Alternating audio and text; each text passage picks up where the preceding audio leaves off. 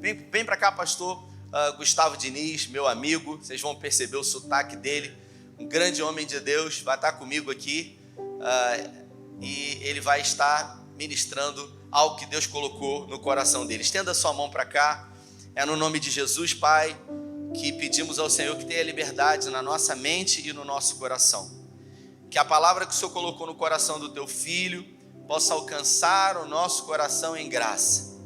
Nós temos desejos, temos vontades, mas nós queremos submeter a nossa vontade e os nossos desejos à vontade que o Senhor tem para nós, porque a tua palavra diz que a tua vontade ela é boa, agradável e perfeita. Então tenha liberdade na nossa mente e no nosso coração, em nome de Jesus, amém. Fica à vontade.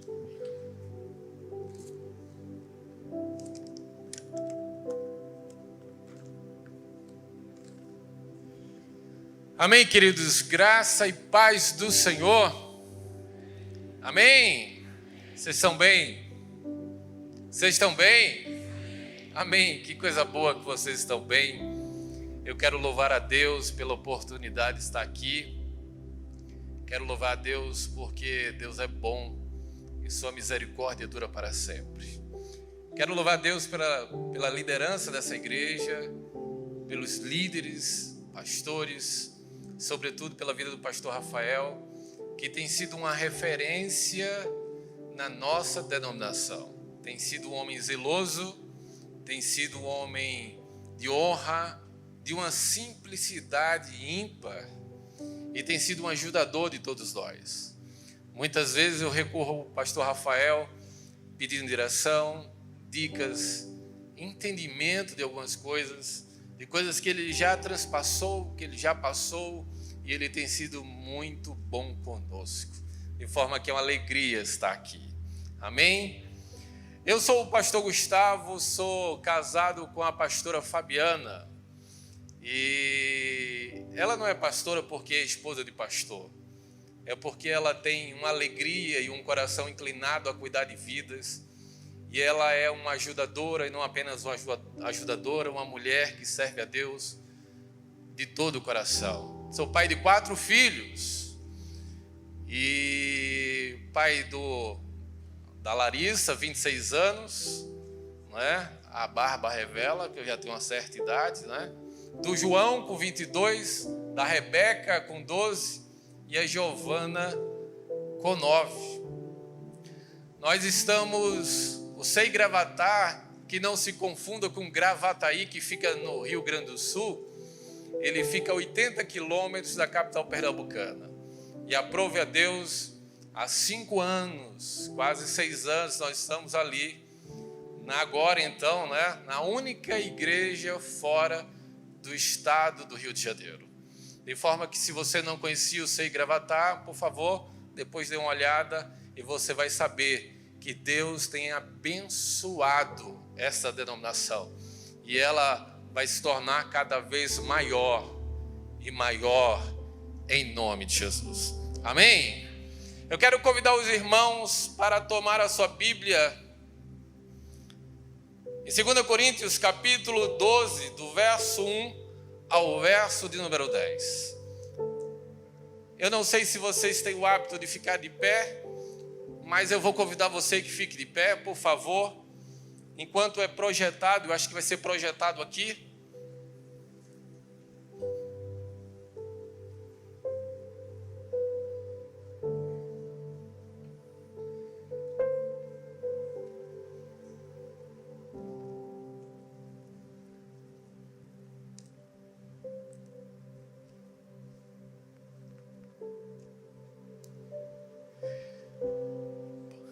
O pessoal lá da minha terra pergunta: pastor, vocês vão para esse jejum de 3 dias?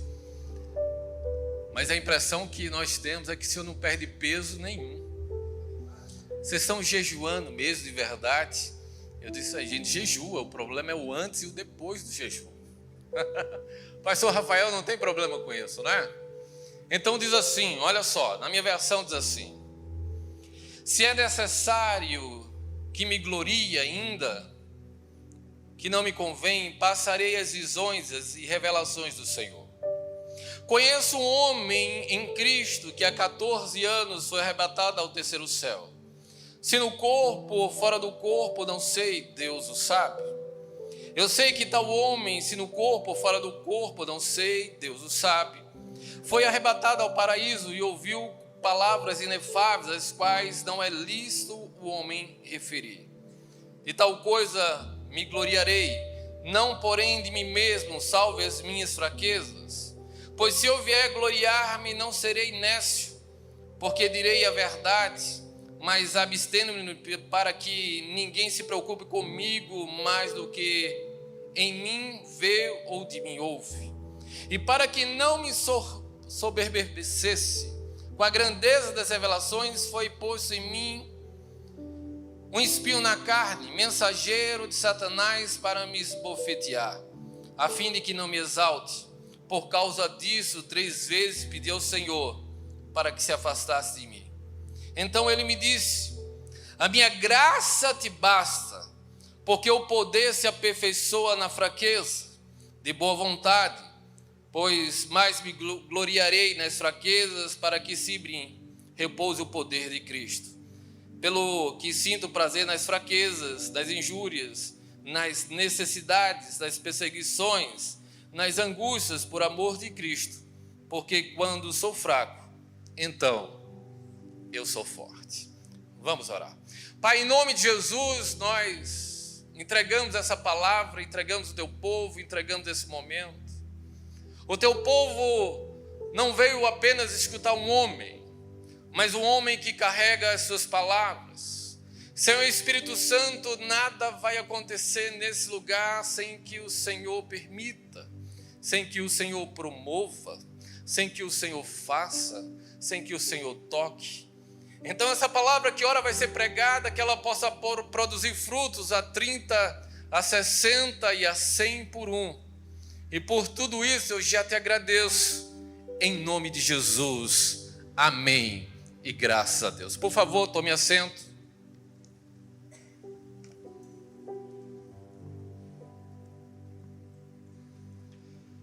Queridos,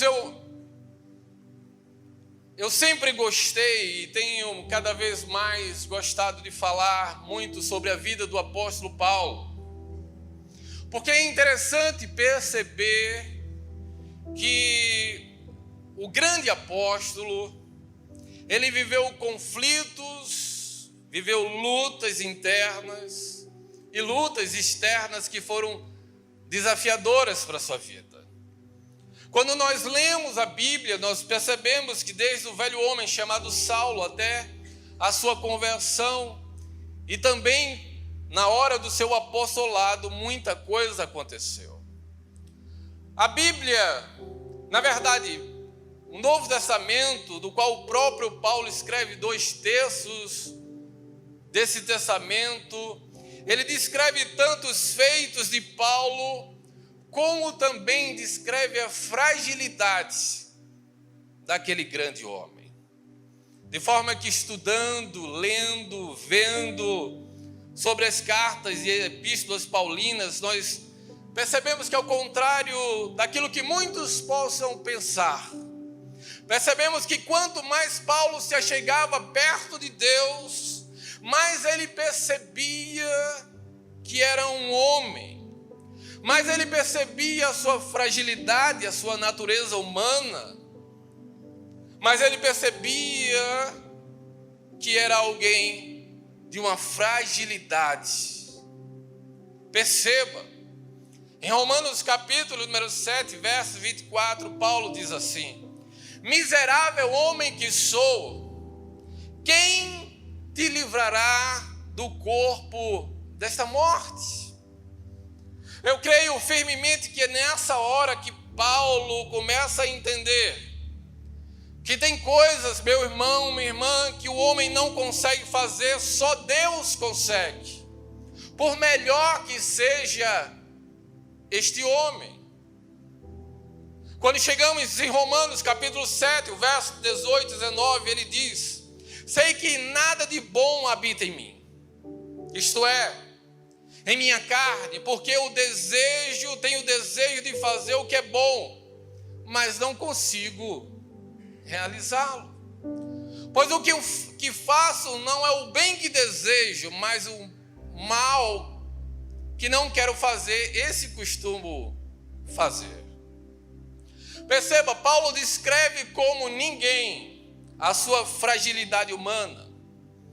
Ele não se faz ou ele se coloca como um super crente, como alguns têm feito hoje em dia, mas alguém que procura entender e colocar e perceber a sua fragilidade humana, e por isso a percepção que eu tenho é que ele busca desesperadamente a Deus. Por isso, como sempre gosto de fazer, hoje eu prego subordinado ao tema o poder da insuficiência. Você pode repetir comigo? O poder da insuficiência. Você pode fazer de novo? O poder da insuficiência. Hoje nós vamos aprender um pouco sobre isso. Queridos, veja que coisa interessante, veja só. Essa mensagem surge olhando para a minha vida, olhando para a perspectiva de um crente de quase 30 anos. E eu fiquei pensando, tem coisas que eu não deveria pensar, tem coisas que não deveriam passar por minha mente, mas passam. Tem coisas que eu deveria ter já vencido há muito tempo e não venci. Daí então o Senhor começou a me trazer essa perspectiva e essa sensibilidade acerca de um homem experimentado como Paulo. E quando lendo a palavra, eu percebi que lá no final do capítulo 2, do capítulo 2 e no começo do capítulo 3 de 1 Coríntios, Paulo, ele descreve 3 tipos de homem. Pastor, 3 tipos de homem, é? No capítulo 2, no verso 14, ele descreve o primeiro tipo de homem. Esse tipo de homem ele chama de homem espiritual, homem natural. E ele fala o que é o homem natural. Ele fala que esse tipo de homem natural não aceita as coisas de Deus, porque para ele elas são loucuras. E aí quando chegamos no verso de número 15, ele descreve o segundo tipo de homem. E ele fala que é o homem espiritual. E esse discerne todas as coisas pelo Espírito. Porém, quando nós chegamos no verso 16, ele fala do terceiro tipo de homem, que é o homem carnal. Ele mostra que o homem carnal é crente, porém, é um crente imaturo. Porque no capítulo 3, do verso 1, Paulo diz assim: eu, porém, irmãos. Paulo não iria chamar de irmão alguém que não fosse nascido de novo.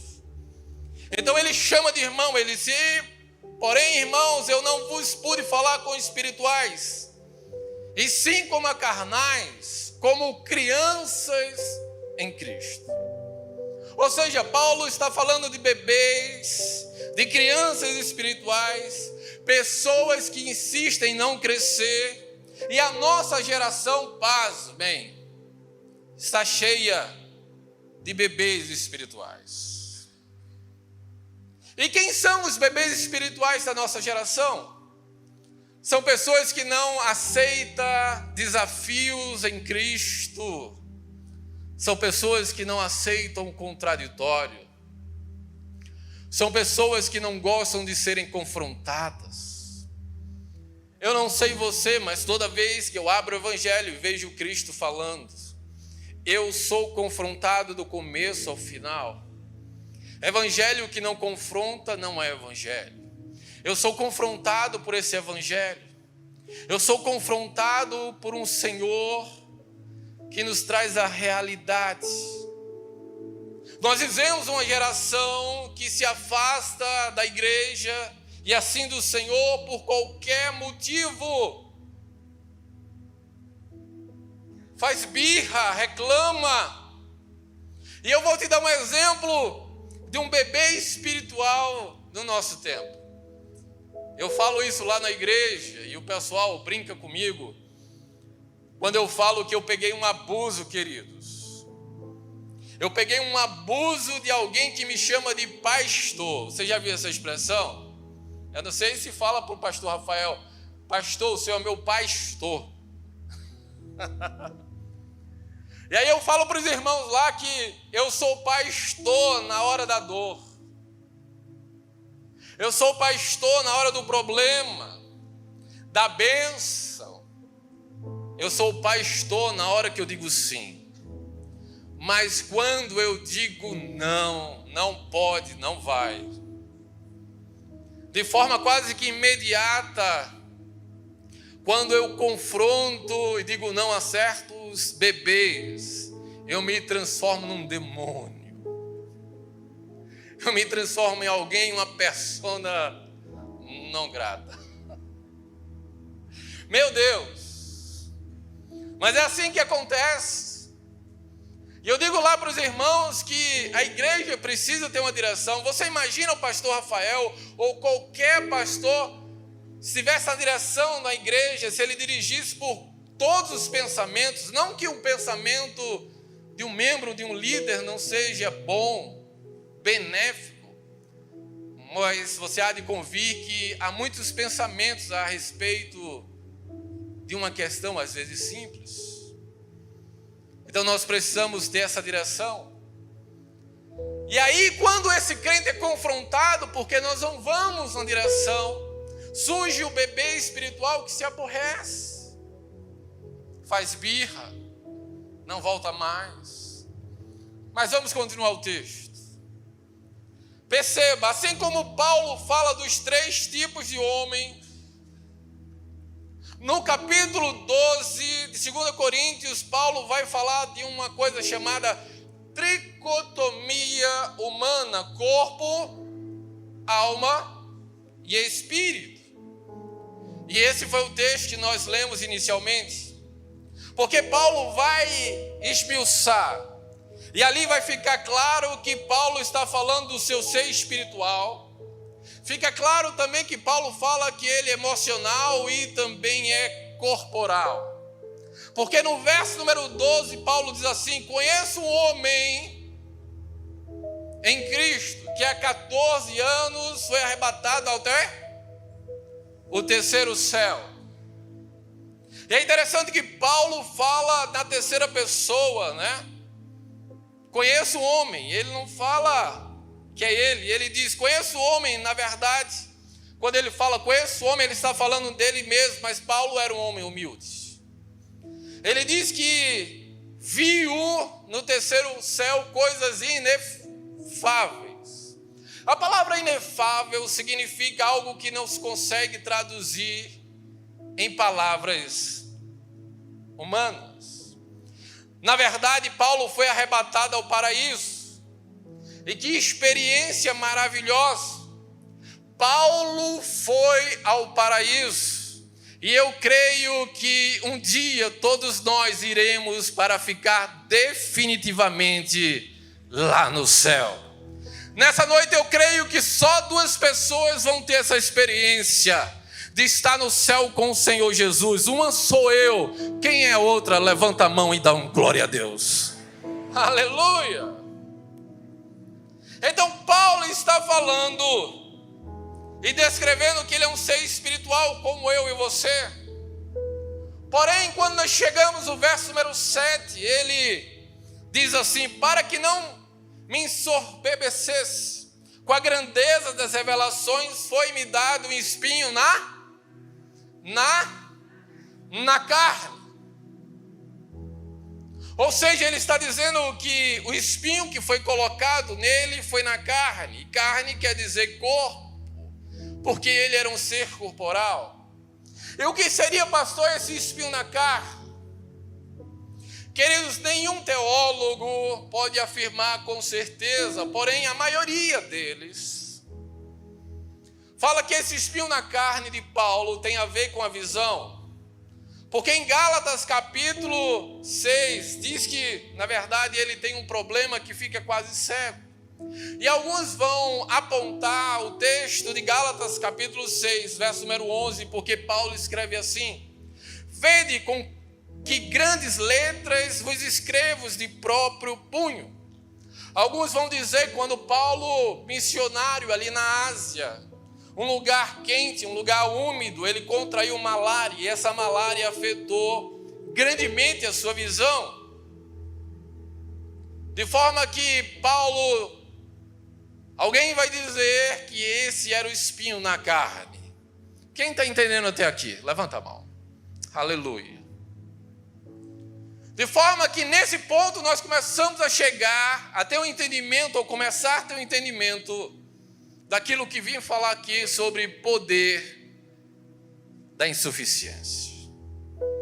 Porque no verso número 9, ele diz dessa forma, na verdade, o Senhor disse para ele, quando ele começa a dizer do espinho da carne, e ele espera uma resposta do Senhor, porque era algo que incomodava ele. O Senhor então vem a Paulo e diz: Paulo, a minha graça te basta, porque o meu poder se aperfeiçoa na sua fraqueza. Eu não sei se você já refletiu sobre o que significa isso. E é interessante que quando eu comecei a pensar sobre essas coisas, o Senhor me levou a um outro texto. Quando Paulo, um homem que escreve 2 terços do Novo Testamento, implantador, apóstolo, aquele que trazia doutrina, aquele que cuidava, aquele que gerava filhos e igrejas na fé, Paulo levantava a igreja. Queridos, Paulo é tido como uma das 10 maiores personalidades, os homens mais influentes de toda a história, dos 100 homens mais influentes, segundo a Forbes. Paulo está entre os 10 mais influentes de toda a história. Estamos falando desse homem. E esse homem, no auge da sua carreira, ele diz assim: porque a carne milita, briga contra o espírito, o espírito contra a carne, porque são opostos entre si. Sabe o que é que Paulo está dizendo? Quando, depois de ter passado experiências com o Senhor, ele está dizendo: há uma guerra dentro de mim. Há uma guerra entre o meu espírito e a carne todos os dias. E perceba, porque no verso número 8, ele diz: por conta da sua natureza humana, por conta da sua percepção de quem ele era, de não conseguir vencer determinadas coisas. Porque ele diz: o bem que quero fazer não faço, mas o mal que não quero faço. Ele diz que é uma luta todos os dias.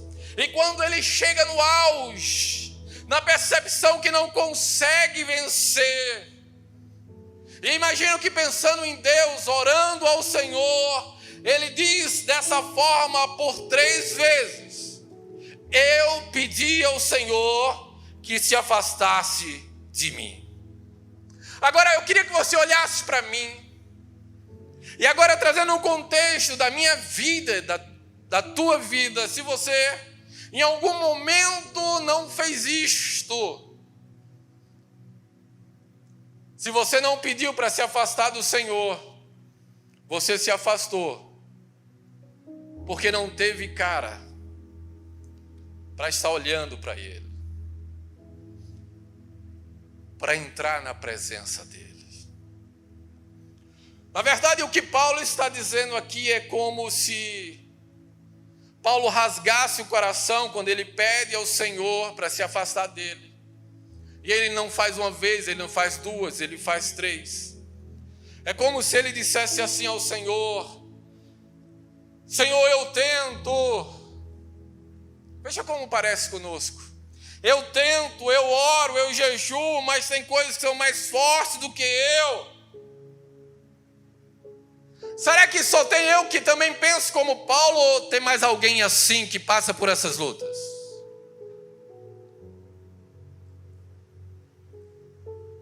Enquanto escrevi esse texto, e eu escrevo tudo que prego, eu me lembro que há muitos anos atrás, eu sou natural de Recife, hoje moro a 80 quilômetros de Recife, da capital pernambucana. Eu me lembro que eu fazia parte de uma igreja, e foi pregar nessa igreja um pastor chamado Randy Clark. Alguém já ouviu falar dele? E há muitos anos atrás, esse homem ficou muito conhecido no mundo todo pela bênção de Toronto, né? Do movimento Catch the Fire, que literalmente quer dizer pegar o fogo. Eu me lembro que ele foi ministrar naquela igreja, na nossa igreja. Eu não era pastor, era apenas um membro. E ele foi com uma equipe de 30 e poucas pessoas. E ele ministrou 2, 3 dias. Eu ainda não tinha tanto tempo na fé. E minha intenção era ver as maravilhas de Deus. E vi, e foi impactante. Naqueles 3 dias, pessoas foram cheias do Espírito. Naquele dia, pessoas foram curadas, libertas. Pessoas receberam o dom de línguas. Mas por incrível que pareça, naquele dia eu entendi o que Paulo diz. Quando o Senhor disse para Paulo: a minha graça te basta e o meu poder se aperfeiçoa. Na verdade, o Senhor está dizendo: o meu poder se encaixa na sua fraqueza. Randy Clark estava no auge do seu ministério. E eu me lembro que na segunda noite ele começou a falar e todos nós estávamos ávidos para o momento da ministração, mas antes da ministração ele começou a testemunhar. E aquele homem estava sendo conhecido no mundo inteiro porque a bênção se espalhou. A igreja do aeroporto se espalhou e chegou ao mundo inteiro e todos estavam querendo ir no Canadá ver o que estava acontecendo. Lembram daquele mover do descansar no Espírito? Estamos falando disso, década de 90. E houve um momento que Randy Clark começou então a testemunhar. E diz que no auge do seu ministério, o mundo todo, pastores, igrejas do mundo todo estavam ali para visitar. Foi quando algo incomodou tanto o seu coração que ele compartilhou, ele chamou toda a sua liderança. Um homem extremamente usado por Deus, um homem extremamente usado pelo Espírito de Deus. Por onde ele passava, um mover do Espírito acontecia, um avivamento local acontecia. E no auge do ministério, pasmem, ele chama a sua liderança e diz: eu tenho que confessar algo para vocês. Eu sou viciado em pornografia. E foi uma agitação. Ninguém conseguia acreditar. E ele estava dizendo: eu já tentei. Eu já orei, eu já jejuei. Eu fui capaz de mandar fazer locais secretos dentro da minha casa para que minha esposa não achasse. Daí então, revistas, não haviam vídeos. E eu não consigo. Eu não consigo me livrar. Eu não consegui entender um homem tão cheio.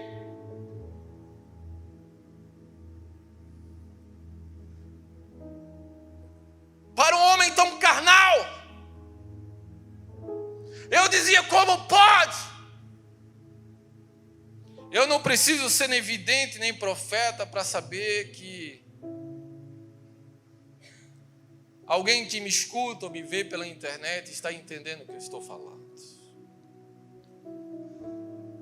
Naquele dia, Randy Clark, quando ele fala para os seus pastores, nenhum deles aceita que ele seja removido do cargo. Começa uma campanha de oração. E pelo menos 2 anos se passaram até que ele pudesse vencer aquilo.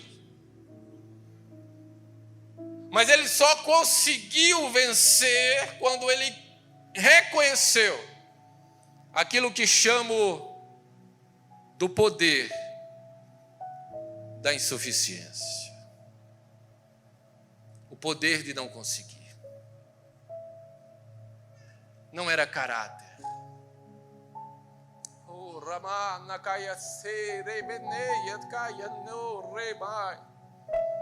Não era caráter. Era algo que era mais forte do que ele. conflitava ao ponto dele se assemelhar a Paulo, dizendo: por 3 vezes pedi ao Senhor que se afastasse de mim. Randy Clark não queria se afastar, mas ele, como não conseguia, ele dizia: eu me afasto. Assim como nós fazemos, nós nos afastamos, porque caímos um dia, pedimos perdão, 2 dias depois caímos também, pedimos perdão, e há um 3º dia que o diabo grita no teu ouvido e diz: você é cara de pau, você não tem vergonha, vai cair de novo, e você cai naquela e diz: é verdade. Você não pede a ausência do Senhor, mas você se afasta. Agora deixe-me te dizer por que eu fui tão impactado por aquelas palavras de Randy Clark. Passou o Senhor naquele dia, viu gente curada? Vi gente curada. O Senhor viu gente liberta? Eu disse: vi gente liberta. Mas como um testemunho impactou tanto a minha vida, ao ponto de eu não ouvir mais nada, não enxergar mais nada, mas aquilo ficava reverberando no meu coração. Porque eu fui ali para ver o poder de Deus. Eu fui ali para ver aquilo que eu coloquei, abre aspas, o poder de Deus. Mas é interessante que nós colocamos o Espírito de Deus dentro de uma caixinha. Se há profecia, há o Espírito de Deus. Se há libertação, cura, ao Espírito de Deus. Só que Deus faz como quer, porque Ele continua sendo Deus e ponto final. Quem está entendendo essa palavra? Aleluia. Porque eu fui tão impactado por aquela palavra. Porque naquele dia eu aprendi sobre o poder da insuficiência. Porque naquele dia eu precisava, reconhecer pecados, que eu não tinha forças, que eu não conseguia vencer, pecados que me acompanhavam antes da conversão e continuaram depois de eu me converter. E por que aquilo foi tão importante para a minha vida? Porque eu era um homem preso na pornografia. Fui ordenado pastor preso na pornografia. Aquilo me incomodava. Aliás, deixe-me colocar no tempo certo, no verbo certo. Me incomoda. Eu tenho 30 anos de crente. Tenho lutado a minha vida toda com isto. E a sensação que eu tenho é que eu sou um leão enjaulado, que se abrir essas portas, se soltar, vem o estrago. Mas o que eu vou te dizer agora parece ser antagônico, mas não é. Você acha que eu acho isto ruim? Não. Porque isto é o meu espinho na carne. Porque o meu espinho, minha irmã, só faz me lembrar o quão humano eu sou e quão dependente eu sou de Deus para depender e orar e buscar a Ele todos os dias da minha vida. Lembrar do amor dele para comigo. Quantas vezes eu disse: Deus, se eu fosse o Senhor, eu já tinha matado essa pessoa. Ainda bem que Ele não faz o que nós pedimos. Ainda bem que eu não sou Deus. Recentemente atendi um rapaz casado de 25 anos. E eu estou indo para o final. E ele disse para mim: pastor, depois dessa conversa eu acho que nunca mais o Senhor vai olhar para mim da mesma forma que o Senhor olhava. E eu disse: fala comigo, filho, o que foi que aconteceu? ele disse assim: pastor, eu acho que eu voltei a ser bissexual. Como assim, filho?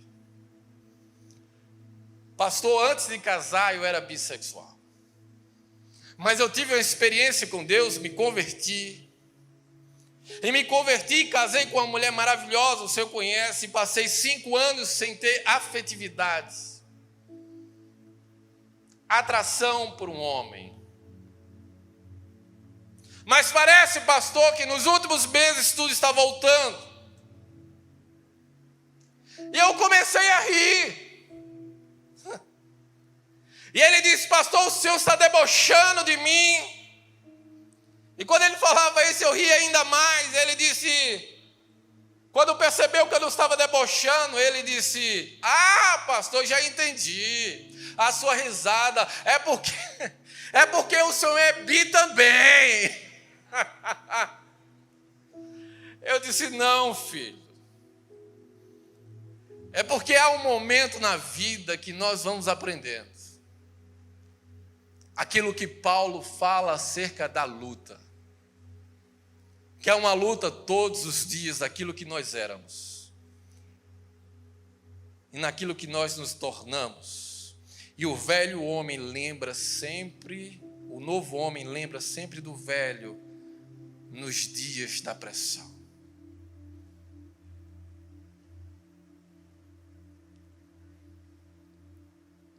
E falei para ele sobre essa luta, mas ele me questionou: pastor, e por que o Senhor não trata isto em mim?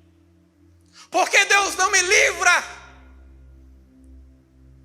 E eu falei para ele: pelo mesmo motivo que Deus não tirou o espinho na carne de Paulo.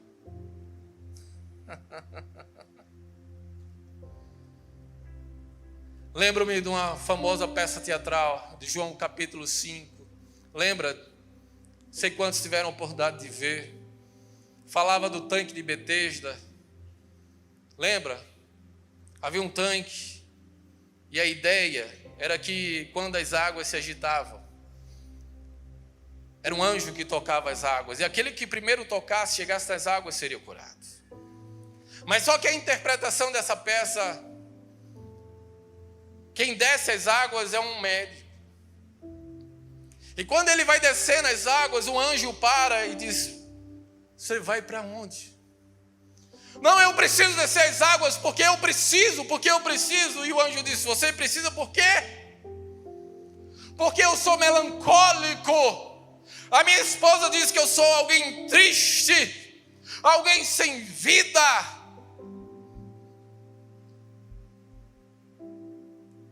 E o anjo olhou para ele e disse assim: olha, aquilo que você pensa que é uma fraqueza, na verdade é uma virtude. Naquilo que você pensa que é algo ruim, Deus usa isso. O que seria daqueles homens, aquelas mulheres que entram no teu consultório, que são melancólicas, depressivas, pessoas que estão tentando, dizendo algo diferente em mim, eu não consigo ser como fulano de tal, parece que não há expressão de alegria, parece que eu não estou vivendo.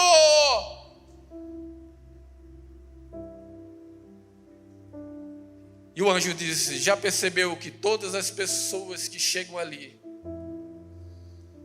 entendem, aprendem com você a experiência de ser um ser único, não sendo igual, mas que aprendeu a conviver e entender que foi assim que Deus formou.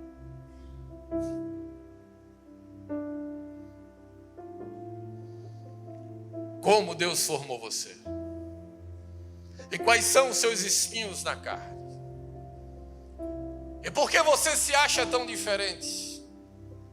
Ou melhor, não propenso, não merecedor do amor do Altíssimo, porque é algo que você não concebe conceber na sua alma. E para finalizar, veja que quanto isso se parece comigo, com você.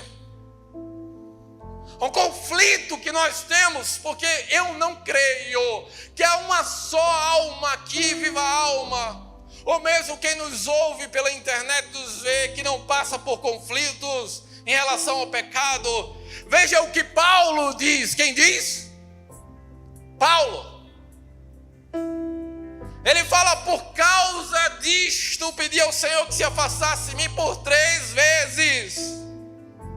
Então disse o Senhor: Paulo, a minha graça te basta e o meu poder se aperfeiçoa, se encaixa na tua fraqueza. Paulo estava querendo desistir, mas o Senhor estava dizendo: sabe aquela área que você é fraco?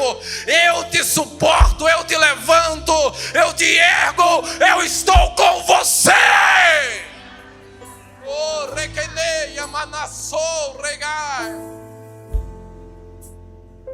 Ele está dizendo: Gustavo, Rafael, Galdinho,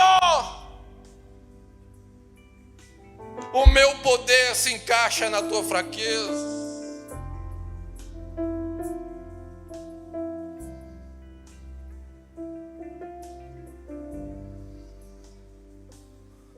Há uns meses atrás atendi uma senhora. Escuta.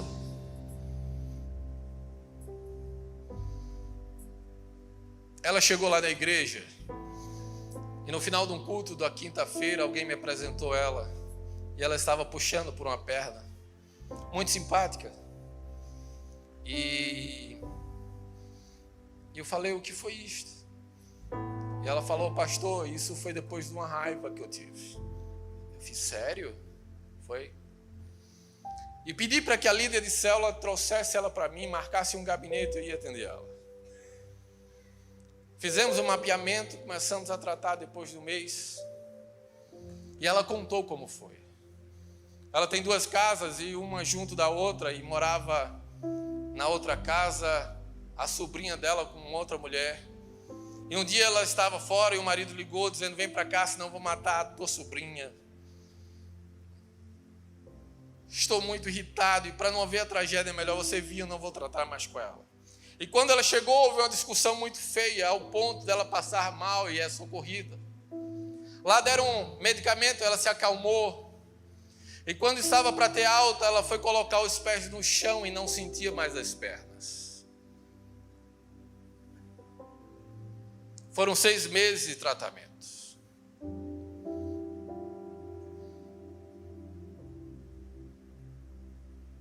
E nós fizemos todo o mapeamento e eu falei para ela que havia algo que ela precisava fazer. E eu fiz uma pergunta para ela, e eu vou fazer essa pergunta para você. Você quer ser curado? Ei, você quer ser curado? Você quer que áreas da sua vida destrave? Você quer algo que aconteça, que os céus destravem, que aquilo que Satanás está segurando largue hoje? O texto diz que tudo que nós ligarmos da terra será ligado no céu, mas tudo que desligarmos da terra será desligado no céu. E ela falava para mim que tinha muita raiva daquela sobrinha, não conseguia perdoar, e eu falei para ela: a senhora quer ser curada? Qual foi a minha pergunta? Você quer ser? Ela disse: quero. Aí falei para ela sobre perdão, e eu disse para ela: perdão não é questão de justiça, mas de misericórdia. Repete comigo: perdão é uma questão de justiça e não de misericórdia. Como é que eu falo? Como é que eu vou falar para você? Eu não conheço a tua vida, mas quando eu atendo lá, como é que eu vou falar para uma mulher que foi estuprada pelo pai com 9, com 10, com 11 anos? Porque lá no Nordeste acontece uma coisa: nós quebramos ele, denunciamos ele, e alguns outros matam. E quantas mulheres chegaram lá dizendo: eu não perdoo, meu pai já morreu, mas eu não perdoo. E eu falo para ela assim: olha, mas você precisa. Mas pastor, eu não sinto que eu devo perdoar. Perdão não é uma questão de sentimento, é de decisão. Porque não é uma questão de justiça, é uma questão de misericórdia. E misericórdia é não dar para o outro o castigo que ele merece. Quando ela escutou aquilo, ela olhou para mim e foi confrontada, porque o evangelho confronta. Mas o mundo espiritual é mais próximo. É mais tangível do que você pensa. E ela disse, o que é que eu faço? Eu disse, você precisa perdoar essa sobrinha. Ela disse, eu não estou preparada. Eu disse, nunca vai estar. Pastor, ainda não sinto. Você não precisa sentir, você precisa decidir. Qual é o dia então? Eu disse, é agora. Você tem o telefone da sua cunhada? Ele falou, tenho. Manda uma mensagem para ela agora, dizendo que quer perdoar essa sobrinha. Enquanto ela mandava mensagem e esperava, eu falei para ela assim, é possível que essa sobrinha nunca queira falar com você. É possível que ela nunca entenda que te machucou tanto, que fez tanto mal, mas não importa. Você que conhece a verdade do Evangelho. O perdão não é se ela reconhecer, talvez você que esteja aqui e precise perdoar alguém, nunca essa pessoa vai entender, esse pai vai entender, essa mãe vai entender, esse pai alcoólatra, esse pai que te abandonou, essa mãe que te abandonou, que te rejeitou, nunca vai entender, nunca vai saber que te fez tão mal. Não importa, importa que nessa noite o amor de Deus está aqui nesse lugar, e eu vim como profeta de Deus dizer que hoje é teu dia. Ela ligou e a cunhada disse, que coisa boa, eu vou falar para ela que você a perdoa. Se agora estou pronto para orar por você, fique de pé. Como ela chegou na igreja?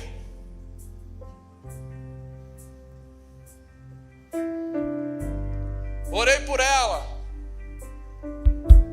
Mandei que aqueles demônios que estavam tomando conta, se alimentando daquele sentimento, batesse retirado, foram embora. Aí eu falei para ela, olha, eu queria que você fizesse um movimento que você não fazia. Aí ela começou a fazer assim. Foi descendo, foi descendo, foi descendo. Eu nem vou fazer porque eu não vou passar vergonha. Mas ela tocou a mão no chão, pulou, correu. Deus a libertou e a curou imediatamente. Porque naquele dia ela entendeu que aquele espinho que estava sobre a carne dela precisava de uma ação de Deus. Ei, presta atenção. Sabe qual foi o dia que eu fui curado da pornografia? Pergunta para mim, pastor. Sabe qual foi o dia que o Senhor foi curado? Eu vou te falar. Toda vez que eu caía, eu me escondia de Deus. Aí um dia eu falei para Deus, Deus, o Senhor entra na minha vontade, ou o Senhor me mata. Se eu pecar agora, daqui a 10 minutos eu vou para o chão. Se eu cair amanhã eu vou para o chão de novo orar.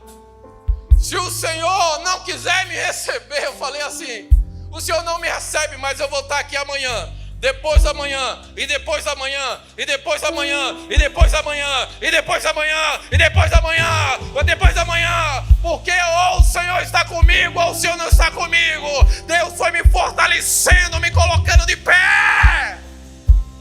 Ei, tem alguém aqui que está fugindo de Deus? Não fuja mais. Porque naquele dia eu aprendi com um dos pais da igreja, Santo Agostinho, que há uma diferença que define o poder da insuficiência. E eu encerro aqui. Sabe o que é que define o poder da insuficiência agir na tua vida? Santo Agostinho, um dos pais da igreja, ele escreveu um livro chamado Confissões, e ali ele descreve que quando era moço teve um caso com uma mulher casada, ele solteiro, e a mãe dele, Mônica, era uma mulher de oração, piedosa, e ela dizia para ele, você tem que sair dessa mulher, acaba com isso. Quando ela saía da casa dele, ele orava e dizia, Senhor, Eu preciso me livrar dessa mulher. Essa mulher não é para mim. Me livra dela. Mas não agora. Me livra dela. Mas não agora. Aí um dia ele teve um encontro poderoso com Jesus. E aí ele orou, dizendo: Senhor, eu preciso me livrar desta mulher. Eu preciso fazer isto. Mas me ajuda, porque eu não tenho forças. Nesse dia, Deus transformou a vida dele. Porque há uma diferença entre não querer e não poder. Fica de pé, igreja, por favor. Sepulcro se abriu, nada vencerá seu grande amor. Deus quer fazer algo hoje. Onde está o Rei ressuscitou? Oh! Você tem o poder hoje de fazer uma escolha. Você pode escolher entre tomar uma decisão, entre dizer para Deus: Deus, eu não consigo perdoar, eu não consigo fazer isto. Você está dizendo para Deus que tem coisas que você não consegue vencer, ou melhor, tem dores na sua vida. Tira o pecado agora fora. Tem coisas que você sofre, que você diz que é o espinho na carne, e é. E talvez Deus nunca tire esse espinho na carne. Está dizendo para você: você me serve mesmo assim doendo? Você me serve mesmo assim com essa dor? Você me serve, eu só serve se eu te curar. Nessa noite eu quero chamar aqui na frente. E esse chamar aqui na frente já é um posicionamento. Porque alguém pode dizer: pastor, Deus pode me curar aqui onde eu estou. É claro, não é uma questão geográfica, é uma questão de decisão. Eu quero chamar aqui pessoas que foram abusadas, pessoas que estão presas, pessoas que estão presas em vícios, eu não sei. E para não ficar rotulado, de repente você vem aqui e diz: olha, aquele ali está preso. Não. Eu quero te falar de dores que só você tem e você não consegue vencer.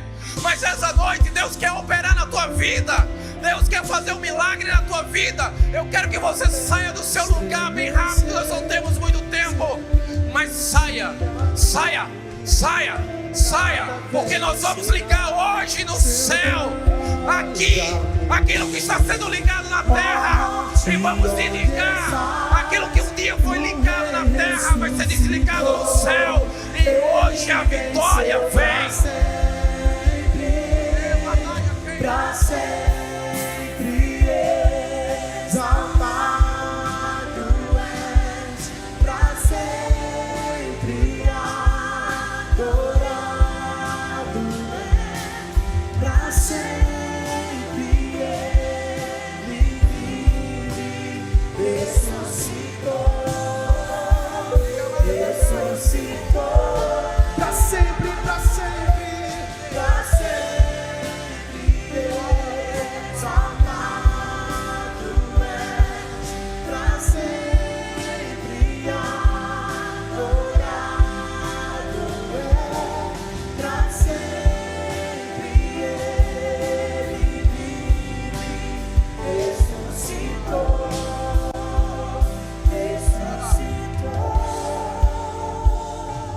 Olha para mim aqui rapidinho. Já estamos no limite do tempo. Olhos fechados. Olha para mim e fecha os olhos. Olha, fecha os olhos. Eu não sei como foi tua vida, mas homem ou mulher que um dia foi abandonado, rejeitado pelo pai ou pela mãe, abandonado por alguém e tem uma dor aqui, ó. Olha para mim. Agora você pode olhar aqui. Eu quero que você coloque a mão em cima disso aí agora. Coloca a mão exatamente onde está doendo. Aqui. Essa dor te acompanha desde novo. Ou novo.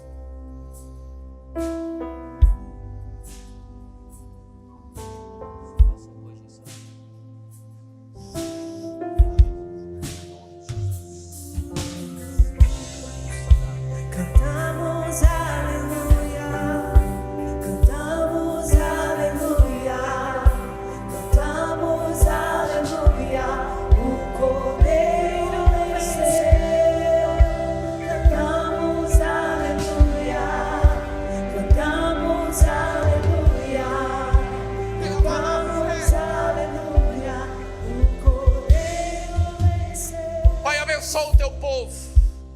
Nessa noite, Senhor, o poder da insuficiência esteja agindo em nós. O que teu Espírito venha sobre nós, porque o teu poder se aperfeiçoa na nossa fraqueza. Nós não estamos aqui, Senhor, te pedindo para o Senhor concordar com o nosso pecado, não, Senhor, para que o Senhor nos fortaleça, porque nós somos servos e servas e queremos vencer. Deus, vem sobre o teu povo nessa noite, fortalece, toca e renova. No poder do Espírito Santo, seja renovado hoje nas tuas forças, em nome de Jesus. Toca, Deus, o teu povo, aleluia, glória a Deus. Que Deus te abençoe, em nome de Jesus, amém e amém.